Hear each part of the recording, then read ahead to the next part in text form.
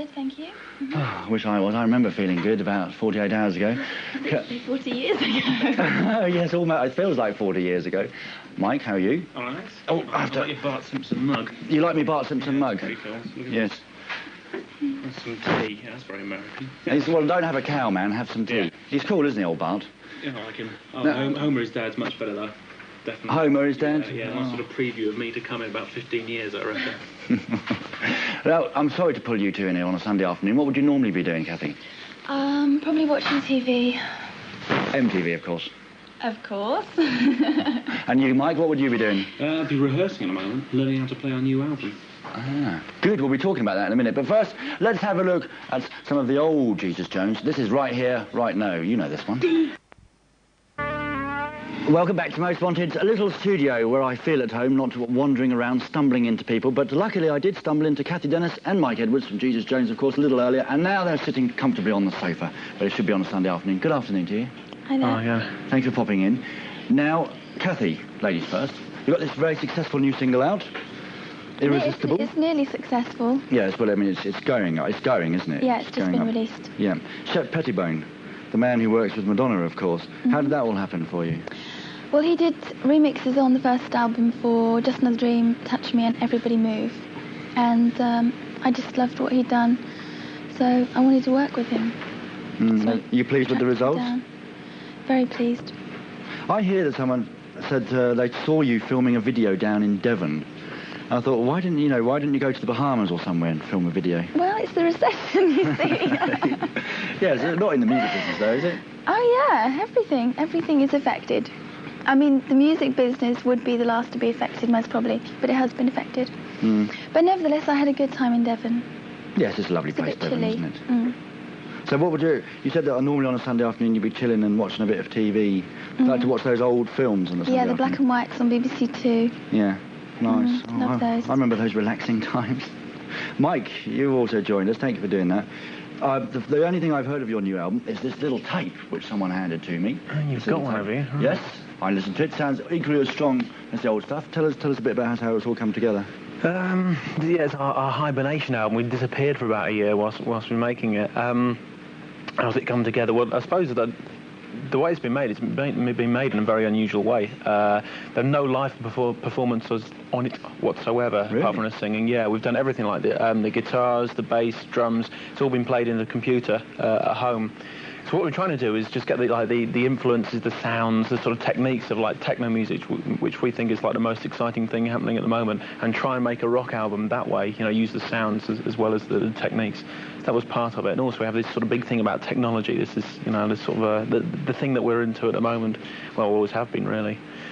That's strange, though, because yesterday, when I was speaking to a lot of people, they were saying, a lot of rock bands were saying, well, on our new album, we've done it all in a couple of takes, there's no overdubs, there's no machines, and you've gone completely the opposite. Yeah, I absolutely hate that. I think, what's the point, you know, why bother? I mean, one of the reasons that the album's called Perverse is because we want to be exactly against that. I mean, I want to be in an age where we use technology, where we use electricity. There's no point being in 1992 or 1993 if you're not going to be using these things that are going on. You know, I want it to be a complete opposite to the sort of what I see as incredibly retrogressive and boring guitar music. You know, it just doesn't interest me anymore. What about you, Cathy? Do you agree with that, or are you the opposite? I did completely the opposite, actually. I've tried to get as many live musicians in the studio as possible.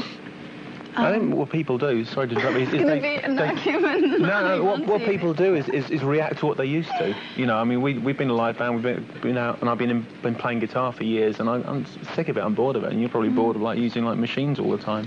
Well, I was in a band as well, right. But, I mean, I haven't reacted that way. But, all right, let's have an argument then. Yeah, go on, you go and have an argument. But, Cathy, when you go into the studio, I mean, Mike, you seem to sort of know about all this new technical stuff. Do you know as much as that, or is it in the hands of the producer? Because you can do an awful lot in the studio, can't you? Yeah, no, I mean, when I program at home, I program on a computer and everything. It's just that it's whatever you fancy. There's nothing wrong with doing everything on a computer or whatever. I just fancy trying to keep it live. Cool. Now, at this point in time, we have to bring in someone else who's watching MTV, somewhere in some strange country somewhere, Dr. Alban. Doctor. Hi, is that Mr. Cook? Hello, Mr. Alban. Have you heard the song No Cook? Of course I have. It's just my name, Doctor. Okay? I'm actually with Cathy Dennis and Mike Edwards. Do you want to say hello to them? Hello to everyone, and hello to you in the studio. Now, if I can find something down here. Doctor, can you see your MTV? Of course I'm seeing you. Good. And am I on you, Rob? Yes. Excellent. Doctor, can you explain to us these photos here? Because I received this in some mail. Apparently it says, this is a... this is the... Ray, I'll show you in a minute. You know what it is, going to a gym, working out, and after that you end up taking a shower. Mm. And Ron's a photographer there who wants to take a picture. Yeah. And I didn't have anything to do. I couldn't do anything at all. So I was hopeless now. They came in, stormed into the shower and took a picture of you? Yeah. How would you react to that, Cathy? Well, I was trying to hide myself. You're trying to hide yourself, yes, I can see that. With the old shower. What would you do, Cathy? I think I'd definitely do a better job of hiding myself than that. Mike? I'd probably thump the photographer, I think. No, Doctor, why didn't you, hit him? Yeah, I tried to do that, but he ran away. This is what happens. We were talking about technology in music, Doctor. What do you think about modern technology in music? I think it's good. It's cheaper and quicker. Cheaper and quicker? Yeah, it was a recession thing for you. There you go. What are you up to this afternoon, Doctor?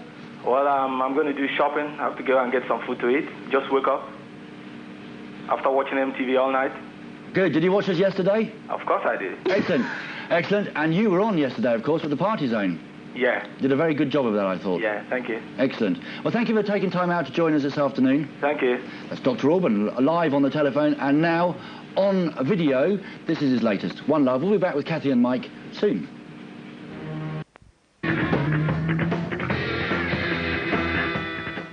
Bedtime, that was a long time ago. Looking forward to tonight, looking forward to this afternoon. Stay tuned for us. Most Wanted Marathon Weekend still continues, and still in the studio, Cathy Dennis and Mike Edwards. Now, yesterday, you guys, when Sting was in, he said, we were talking about cover versions, and there's so many of them in the charts now, really awful ones too. Yep. And he called them karaoke records, which is quite good, I thought. What do you think of them? Yeah, well, I agree with him. It's strange. I'm sure he's done a few in his time, hasn't he? But anyway, yes. Yeah, I mean, it's a classic thing. I mean, record companies are doing it because, as you mentioned, it's the recession thing. That's the only way they can keep their heads above water, by releasing like greatest hits, any sort of compilation, doing covers. Whenever things get sort of tight in the economy, then you're going to get loads of these things, especially as it's coming towards Christmas. It bores the hell out of me. There's also a shortage of songs, of new songwriters. Is there? Definitely. Well, is there a shortage of songwriters, or is there a shortage of record companies investing in new talent?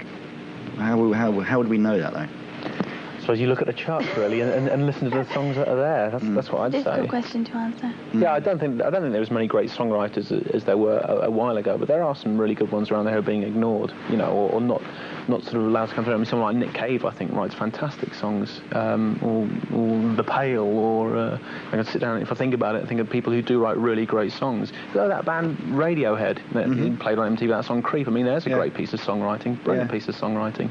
So they're there, but whether record companies are going to give them the big push, or the next Elton John record the big push, is fairly obvious at this time. I think it's also to do with the fact that if somebody writes, they might write great songs, but they are pushed by record companies to having a certain image which might not be them and they might not want to do.